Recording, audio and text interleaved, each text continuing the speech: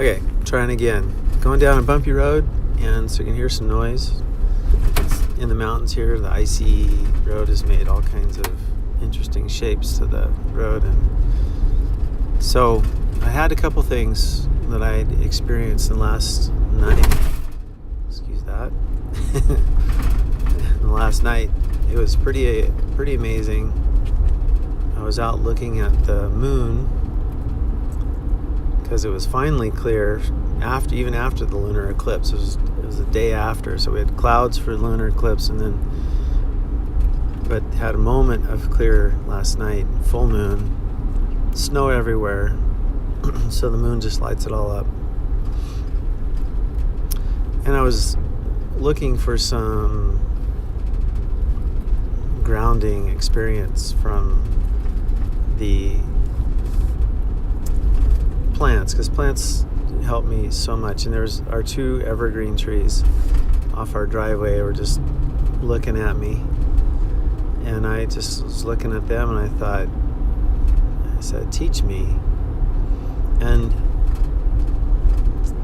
so they directed me to the moon right above them. They just said, look at the moon, talk to the moon, or ask the moon. So I asked the moon, and connected with all that beautiful perfection. So you go from one perfection to another, you kind of melt into the trees and feel them, and you melt into the moon and feel that presence and that perfection, and then having that experience, and I just go, what is it? What could teach me? What can I know? And I want to know something. And I could feel the power and the presence of the moon, and how clear the moon was, and what it was. Just this clear power that the moon had. And it wasn't anything distracted about that power. There was no strayed ideas or misconceived ideas or any motives or any ego or anything scattered about the energy coming away from the moon. About what I felt, the moon was so clear in what it was. And I thought, wow, that's amazing power that I feel from you, the moon. And the moon said, you have that same power. Be the power. Be the power that you are. And it reminded me as the power that the moon has. So here's the moon with its power, its clarity, its clear existence. As is with the trees, and everything. And the dog. and whatever pure anything that there is, a rock, the dirt, anything that's not confused like humans. And you look at that perfection that they hold, and if you want that feeling, that clarity, say that power, the power that, say, the moon has, if we want that, what I got from that was that we can simply be the power that we are. Don't be anything else. We don't need to be or stretch to be something else, or have our mind go into full gear pushing us in a direction, but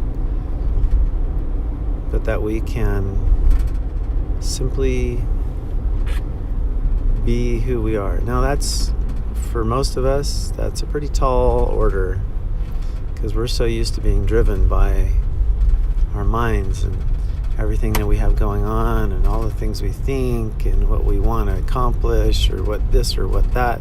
We have all these things going on all the time, and that causes us that unclear feeling, that that energy, that static energy that comes off of us that feels different than when you look at something natural, something perfect and pure, like the moon or the stars or the trees or the lake or the river or anything that's just perfect. When you look at those, you get a perfect feeling to you, perfect clarity. And personally, where I'm coming from on that is I want to have that same energy. Now I've got a long ways to go, but what a grounding, beautiful lesson from the moon last night as it was teaching me that clarity. And then to tie that in with another experience I had another experience just a bit ago. I was listening to a spiritual teacher, and just for a minute or two, and he was introducing his topic, and I'm almost sure he would agree, but I thought it was interesting how he has to introduce his topic. He would agree with what I was just talking about, but he has to introduce his topic, and he has to actually approach his topic. Oops, hold on. Some more bumpy road, but just cruising up the hill here. And so I thought it was interesting as he was introducing his topic, how he had to, even the topic he picked is all entering at a level that is something that people can chew. Like he's not talking in the level of the perfection, say, of the trees, the plants, and all that. He's not even people. In other words, if people were addressing their lives looking at the perfection of those things and bringing their energy to that point, to that level, he wouldn't even have to have that topic that he had. But because people don't do that, he has to address the problems that come along from not doing that. And he addresses those. It's almost like taking an aspirin for cancer, or Advil or whatever you're going to take.